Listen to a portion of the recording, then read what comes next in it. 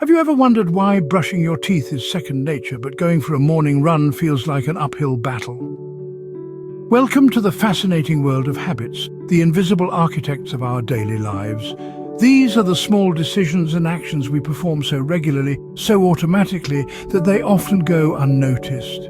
Yet, they hold immense power, shaping our health, productivity, and happiness. Imagine habits as the on a vinyl record. The more a record is played, the deeper the grooves become and the more ingrained the music. Similarly, the more we repeat a behavior, the more ingrained it becomes in our neural pathways. Habits come in all shapes and sizes, the mundane like tying our shoelaces to the transformative like daily meditation. Some habits like brushing our teeth or washing our hands are universally accepted as good. They contribute positively to our health and well-being. Then there are those other habits, the ones we're not so proud of. Maybe it's reaching for that sugary snack when we're stressed, or hitting the snooze button one too many times. These are what we commonly refer to as bad habits. They tend to have immediate, pleasurable rewards, but potential long-term negative effects. The interesting thing about habits, both good and bad, is that they are formed in the same way. They start as a choice, a conscious decision, but with repetition they become automatic. They become part of our daily routine, requiring little to no thought. Why is this so? The answer lies in the efficiency of our brains. Our brains are constantly looking for ways to save effort. When a behavior becomes a habit, it moves from the thinking part of our brain to the automatic part, leaving our mental resources free for more complex tasks. So the power of habits lies not in their nature, be it good or bad, but in their ability to automate our actions to become second nature. They give us the freedom to focus on the things that require our conscious attention. And in doing so, they shape our lives in ways we often don't realize. The power of habits lies in their ability to automate our actions, saving mental resources for more complex tasks. If you find this information helpful, don't forget to comment, like, and subscribe to our channel for more enlightening content. But what exactly is a habit and how does it form? Dive into the mind for a moment and picture a well-trodden path. This path represents a habit. It's a neural circuit in your brain, and the more you walk this path, the deeper it becomes. But how does this path form in the first place? Enter the three-part habit loop, a concept introduced by Charles Duhigg in his book, The Power of Habit. This loop consists of a cue, a routine, and a reward. First, there's the cue. This is the trigger that initiates the habit. It could be anything, a time of day, a location, a certain mood, the presence of specific people, or even a preceding action. This cue tells your brain to go into automatic mode and which habit to use.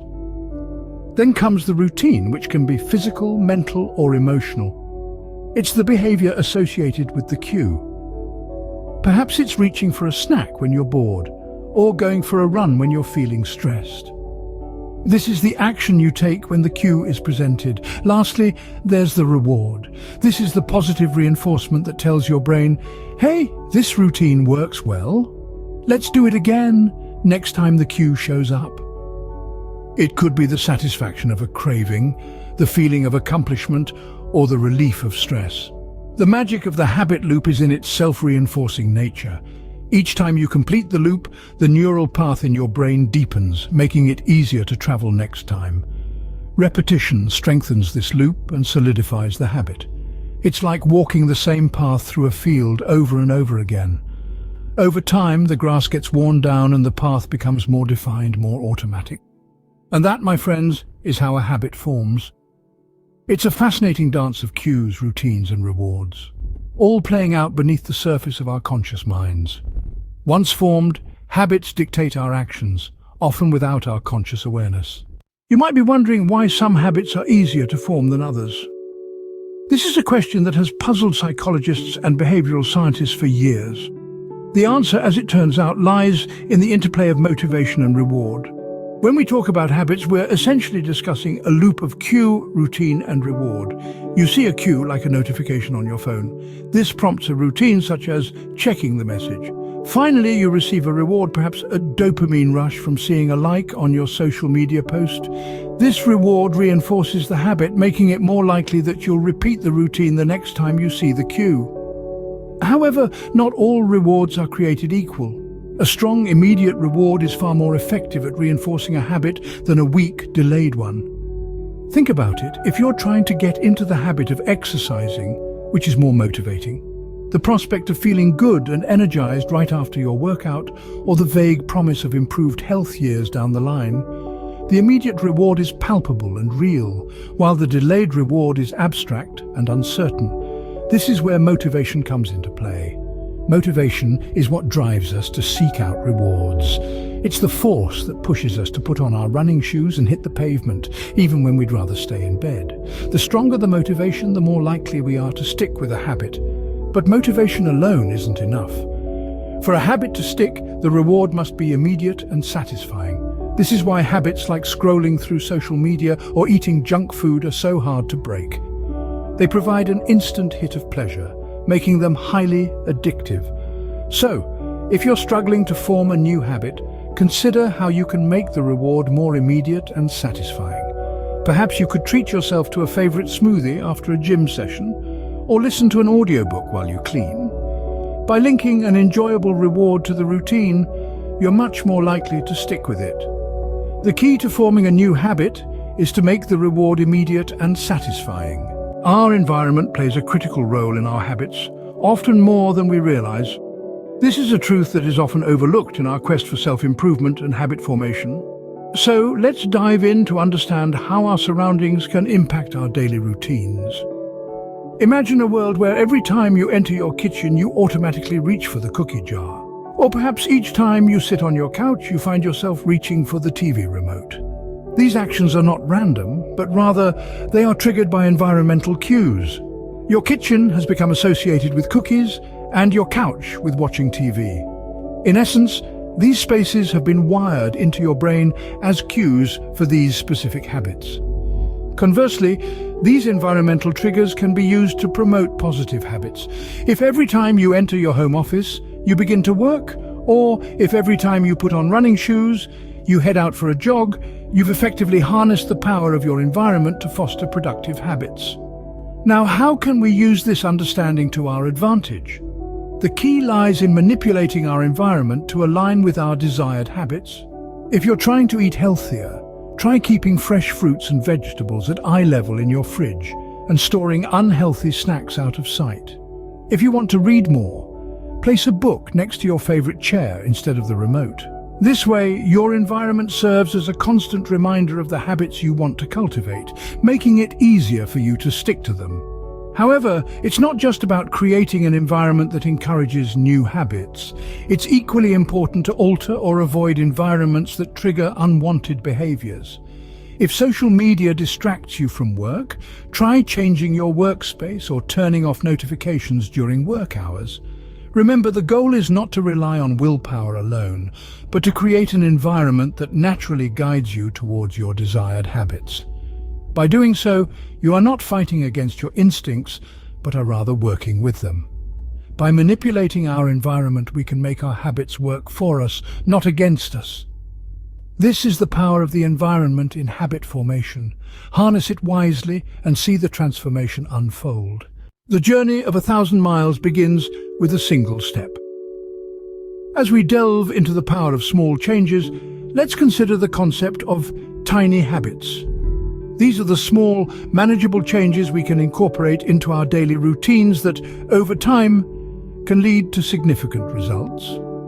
Think of the tiny habits as the small seeds you plant in your life. At first glance, a seed may not seem like much, yet, given time, a single seed can grow into a mighty tree, its roots reaching deep into the ground, its branches stretching towards the sky.